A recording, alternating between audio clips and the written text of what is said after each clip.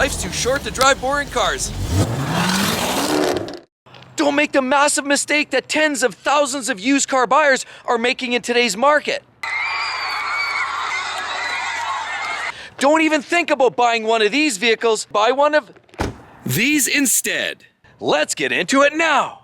3 short years ago, our common sense would actually prevail. If you're out shopping for a used car, you often had to go through a series of different processes to make sure that you didn't get hosed by buying a bad car. Number 1, you'd make sure you check a car-proof Carfax and make sure it had no accident history. 2, you'd grossly scrutinize the seller. You'd ask for service history. You'd often hold their feet close to the proverbial fire to make sure any deficiencies were often cleared up before you even bought the car. And often you were able to negotiate through throwing some goodies in. For example, car covers, an extra set of rims and tires. And if you were buying from a dealer, you could often get them to throw in extras like floor mats, tint, paint protection film. But guess what? That was 3 years ago. Today's a different time and the whole car market is upside down, which is why I'm telling you, do not buy a used car.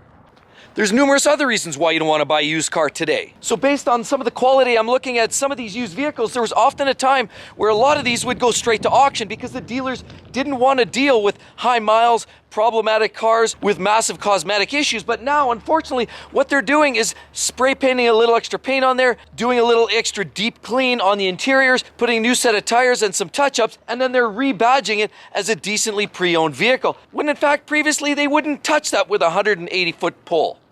And cars like this would never even make it onto a car lot. This would go straight to the private classifieds, and a 17-year-old pimple-faced kid would wind up buying this vehicle.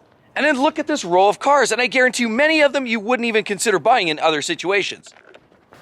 Right here, you could tell this one actually has that front license plate holder right there, which tells me this car is from out of province. Probably comes from down east in the salt belts. For example, Ontario, Quebec, lots of them are coming out from there. They're rough, they're salty, they're corroded underneath. You just can't see it from the top. And often other states, for example, like New York, also see some of those problematic, dirty, rusty, corroded vehicles on the underside. Sadly, they're making their way here to Alberta or BC that are otherwise relatively clean underneath. But look at half of these are the same way. Right there, we have a Volkswagen like that. We have a Toyota Camry like that. We have this Sega Genesis like that. We also have another Honda Civic like that. And then we have this BMW 3 Series like that as well. And look, we also have a Benz with that front license plate mount. Now, if you're from one of those salty states or provinces, then it probably doesn't matter. But if you're from a location that we consider those gray market vehicles, then you'll appreciate that probably a third of the vehicles on this lot in the used car segment are actually coming from salty locations, which is the last thing you want. Exhaust systems are seized up, suspension parts are rusted out, brakes, calipers, all those parts are getting crusty on the underside.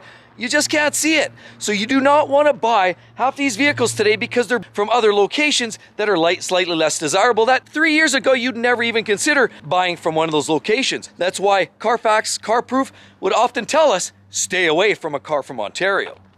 And I know I've got a lot of friends in the industry, dealers, sales, mechanics, and the whole lot. And a lot of times what I'm starting to hear are there's more and more situations where some of the dirtbags are getting a hold of these cars and they're finding creative ways to spin back the odometers, clean up the seat bolsters, and then you would never know the wiser. I've also seen some other dirtbags, what they do is scrap a piece of the Carfax. They wind up getting the history from a Carfax or Carproof eliminated for 3, 4, 5 years if it's incriminating. So they make it disappear. And so you and I, the trusting souls who are looking at purchasing that used vehicle, sometimes just wind up buying a piece of junk with high miles, worn out, rusted on the bottom, and we don't even realize how many problems until they start creeping up a year, 2 or 3 years down the road. So another reason I personally think just go straight to new and the heck with buying a used car is because you're giving them the upper hand. Why do you think this market is as crazy it is? Is because the buyers are doing it to themselves. You buy that used car, you pay a higher fee than it's probably worth,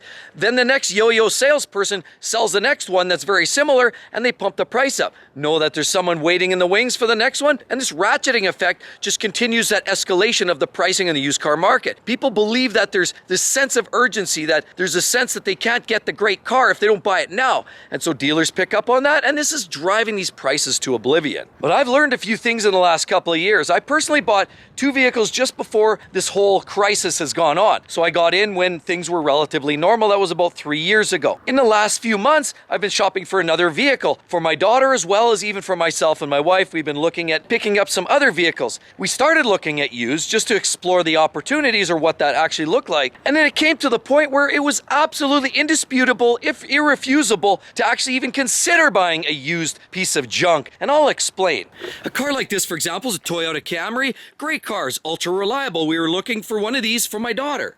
So then we start pulling out the classifieds and we start looking at late model cars, 2017, 18, 19. And what are we starting to find are vehicles with 50, 60, 70, 80,000 kilometers, and they're actually asking anywhere from 30 to 34, $35,000 Canadian. Well, you know what the real kicker is? For the same model, we actually went to the dealer, the Toyota dealer ourselves, priced out a brand new model, same spec SE, and we got the vehicle spec all in, price of about $35,000. 3 years warranty, no wear and tear, brand new, knobbies on the tires, plastic on the steering wheel, no farts in the seats, and all of this for barely more than a hint than you'll find these cars for used. Now you're asking, well, what about having to wait? And that's part of the problem. Well, guess what? Okay, so you want to buy it today, you're going to pay through the nose. But if you're willing to wait for 3 to 4 months, is what we were told, you can get yourself a brand new, fresh, out-of-the-box, untouched, virgin car within about a quarter of a year. Now, with that said, if you wanted a hybrid, you have to wait over a year. That's another conversation. But if you're looking at a lot of these generic vehicles that are mainstream and fairly typical, you can get them in a relatively decent time frame. Just prepare yourself. Maybe rent a car for a month or two. But think about it. Warranty, goodies, no scratches or dings, and no turning back of the odometers. It goes without saying, people. So work with me, everyone. And believe it or not, I'm in the same boat that you guys are at. You're shopping for that used car and you're looking for the best deal. So I get it. I don't blame you for looking. We're always trying to get the best bang for buck. But there's just a time and a place now where it seems to be so right to buy that car new. And I'll give you another great example of a high volume car that's very popular on the market. And what we actually have is right here. We have a BMW 3 Series. Now, while this isn't the latest, by no means, this is not the B48 engine. This is not the latest of the 330 car. However, if you get a late model 3 Series, the 330 with the X-Drive, in Canadian dollars, it was $49,000 when it was new.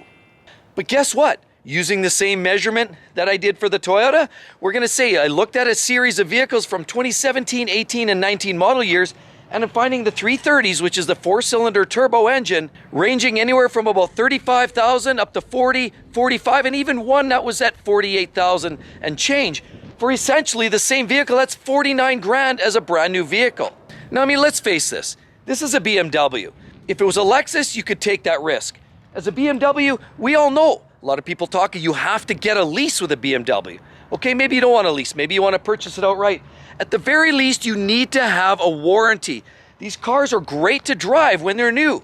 But after they're out of warranty, look out. You're going to get sucked in like that vortex, and it's going to clean out your wallet like the best of them. Very similar to Trudeau and Biden.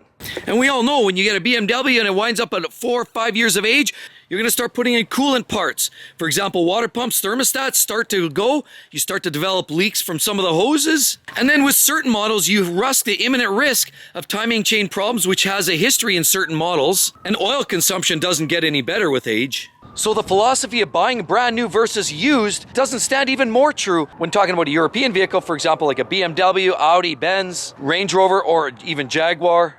And next we have this shyster mobile, and we're talking about the Jeep Wrangler. Now, whether you're talking about the base model, ragtop, the small engine, this is, in fact, starting around $30,000 brand new base MSRP in Canada. So then why is it when I go through the classifieds for 2017, 18, 19 model years, I'm finding them range anywhere from $35, $40, $50, $60, and $70,000 on the market, depending. Some are unlimited, of course, some have the leather. But at the very essential, at the bottom barrel, I've still not been able to find one within the last 4 or 5 years that are as cheap as the base MSRP when asking as a new vehicle. It just doesn't make sense. Why are people paying that much money for these vehicles? They're poorly built. We all know, however, Jeep has one of the strongest value retention in the market, but this is getting ridiculous, everyone. You've got tires that are half bald, you've got dents and dings, scratched away paint, Some of these you wind up with rust on the hinges. This one's been well oiled, but most of them do start to rust. Scratches.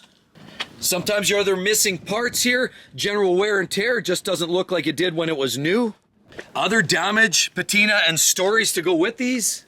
Not to mention a lot of these late model ones with the TIPM, the totally integrated control module or power module, where it starts to fault out every electrical component within the confines of that tin and sheet metal. That's a problem for Jeeps. They're not the most reliable. So driving one without warranty isn't necessarily the best financial decision. So at the end of the day, why on God's green earth are people buying these vehicles, used vehicles, for as much or more than the vehicles are new? Yes, it's called patience. If I can offer any advice, find an alternate means. Take the bus for 3-4 months. Shop around. Let's break this cycle. These dealers are ripping customers off, but ultimately it's the old supply and demand taking over in a ruthless way. And as a result, you definitely want to buy it new. And with all of that said, be sure to click right there. You're going to love that video. It's going to help you a ton. 10 secrets you do not want to tell a car salesman. Hope to see you real soon. Catch you then. Bye-bye.